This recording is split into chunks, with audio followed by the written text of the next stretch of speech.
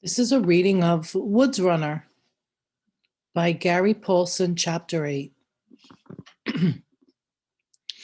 The natives began whooping and dancing around the large campfire, firing their muskets in the air in celebration. Samuel crept out slowly until he could partially see what was going on. He started to move back under cover when there was suddenly an increase in the racket, and the sound was different. The Indians had been firing in the air as they danced, which caused the explosions to go up and away.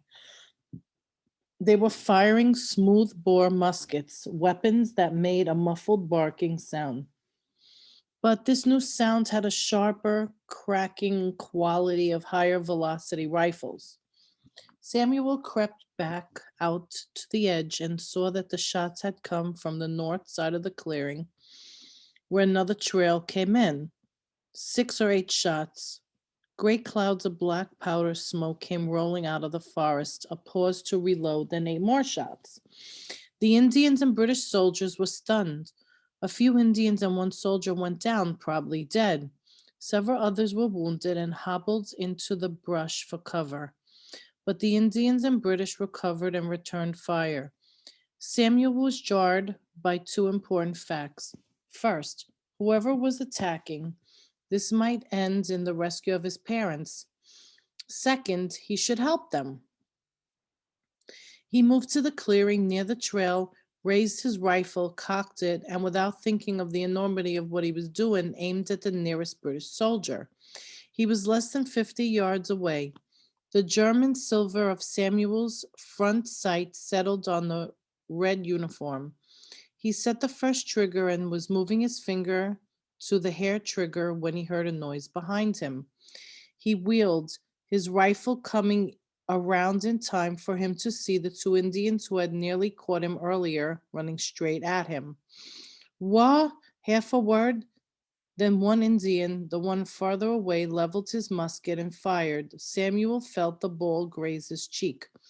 Without thinking, his rifle at his hip, he touched the hair trigger and in slow motion felt the rifle buck and saw the small hole appear in the Indian's chest, then through a cloud of smoke from his weapon. He watched the Indian fall as he saw the other Indian swing a tomahawk in a wide arc. He knew he couldn't raise his rifle in time to block the blow. The tomahawk was coming at his head and he tried to duck, but the white hot pain exploded as the side of the tomahawk smashed into his forehead, and then nothing. Wounds. Untreated battle injuries often led to gangrene, which causes the body to literally rot away, turning first green, then black, from infection that travels rapidly. Because antibiotics were unavailable in the 18th century, amputation was usually the usual treatment. Due to the horrific odor of gangrene, surgeons could smell the patient and make an accurate diagnosis. If the patient was not lucky enough to benefit from amputation, maggots would be introduced into the wounds in an attempt to aid healing. They would eat away the infection.